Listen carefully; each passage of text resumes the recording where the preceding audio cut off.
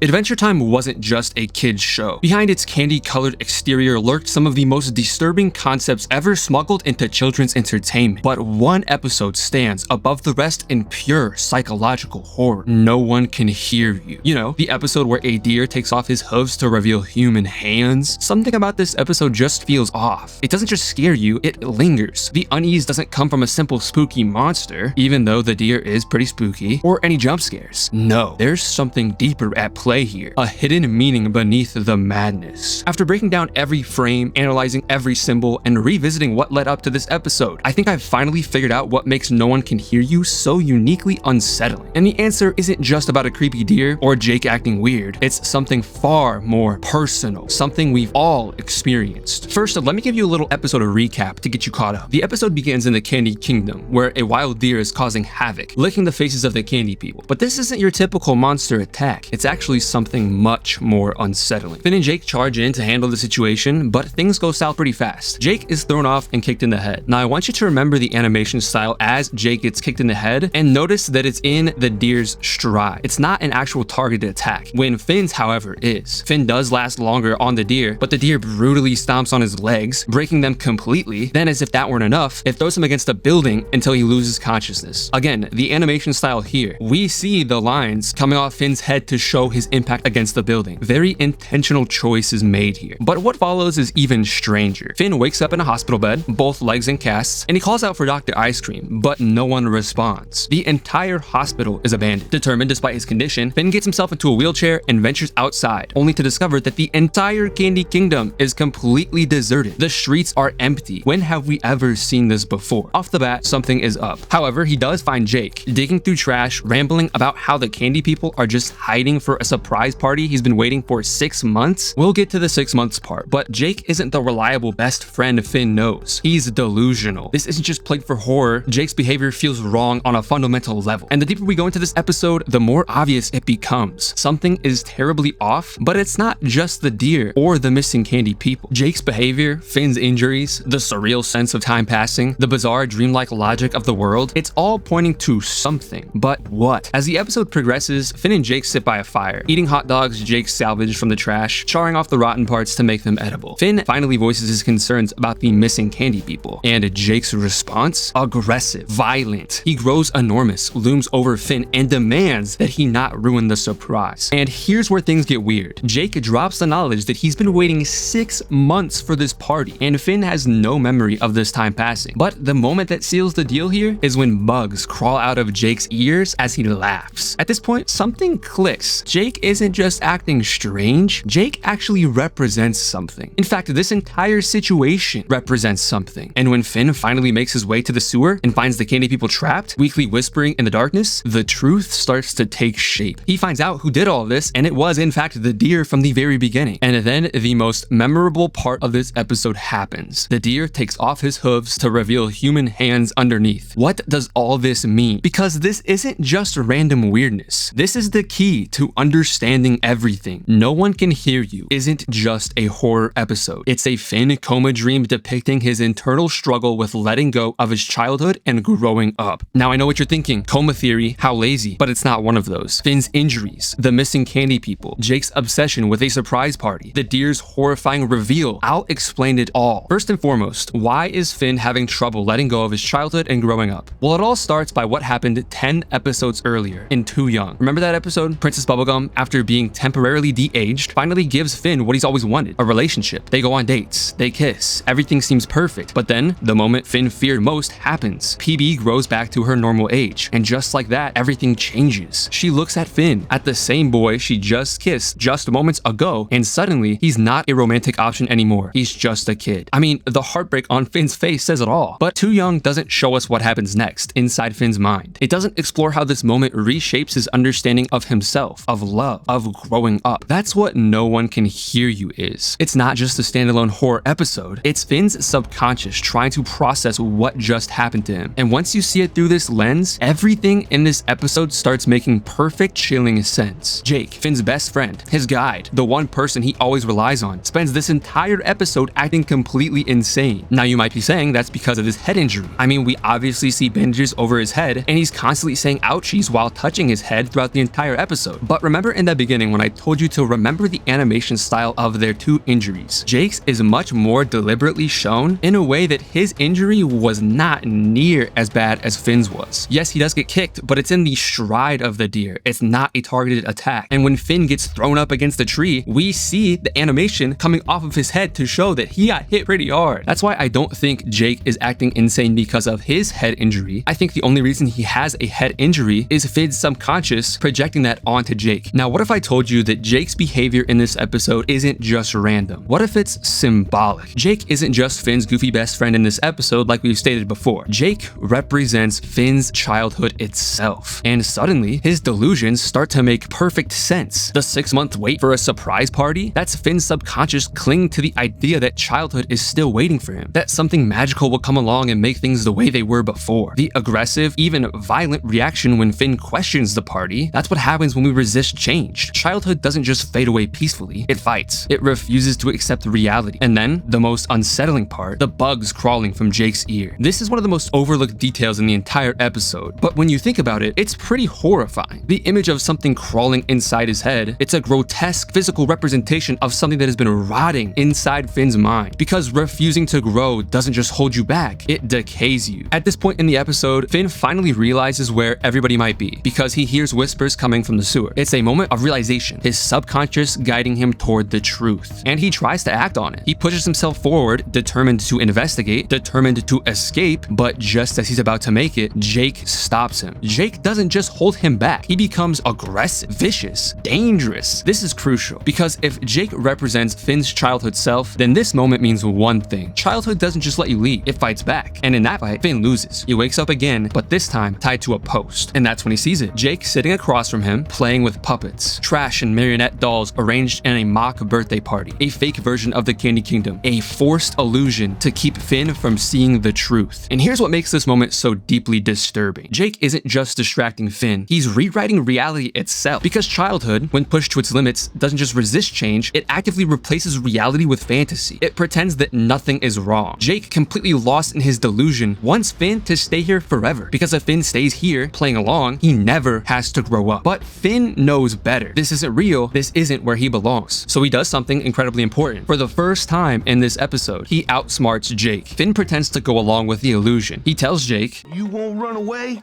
Nah, man, I'm with you.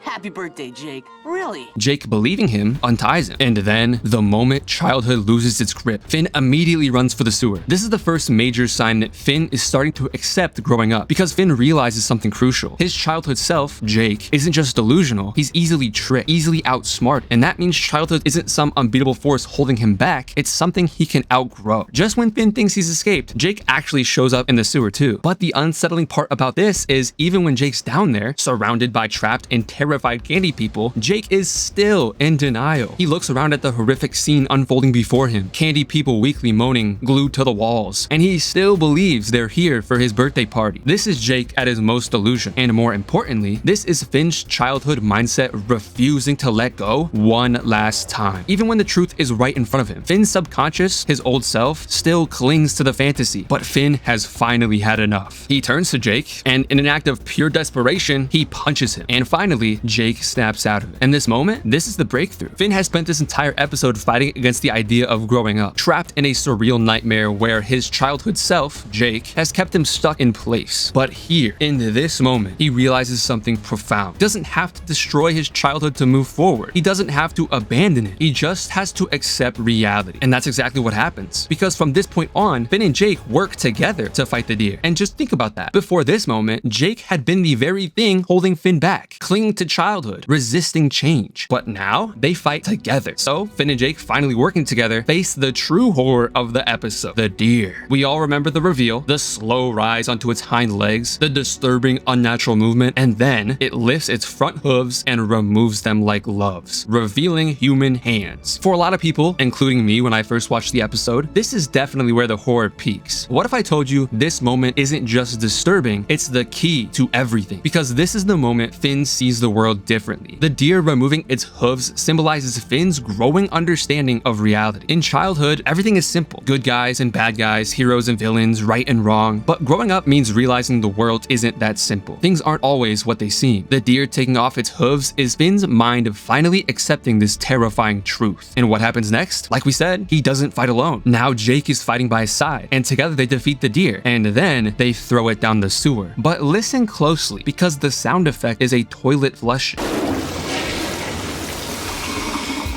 Now, yes, you could chalk this up to it just being an Adventure Time gag, but I believe this is intentional. The deer represented Finn's fear of growing up, his terror at confronting change, his subconscious fighting to keep him in a childlike mindset. And now, with both parts of himself aligned, he's able to let that fear go. But the way they dispose of the deer still matters. They flush it away. Not kill it, not destroy it, just flush it. Because Finn's fear of growing up isn't truly gone. It's just circulating beneath the surface, ready to resurface in different forms as he continues to grow. And that's actually exactly what happens. The deer keeps coming back in later episodes, always in a different form. In season 4, episode 15, Son of Mars, the deer gets transformed into a telescope to observe a comet, different form. In season 8, episode 7, Normal Man, it's the same deer telescope, but in this episode, we see Magic Man as Normal Man, even though he transformed to Normal Man from Magic Man back in season 6 in the episode We Forgot Your Floaties, still different form. Magic Man transforms into a different form as Normal Man. And then finally, in season 9, episode 8, Hero Heart, when the deer gets transformed into a candy person. Again, a different form. Because just like in real life, the fears of childhood never truly vanish. They transform, they resurface, and just like Finn, we don't defeat them at once. We face them over and over again, each time with a new level of understanding. That's why No One Can Hear You lingers. Because deep down, we all know what Finn was going through, and we've all been there before. Now, I did leave out PB's message to Finn. The deer wanted our sugar, but I didn't give him any, if you know what I mean. Didn't really know what that meant, but if you do, please let me know in the comments. However, No One Can Hear You is just one piece of Adventure Time's hidden depths. But if you really want to understand the deeper meanings behind the show's wildest episodes, you need to see how it all connects. In this video, I break down the ultimate Adventure Time lore, revealing some of its biggest mysteries, themes, and hidden details. So click here to start unraveling a small fraction of the full story. But as always, stay adventurous.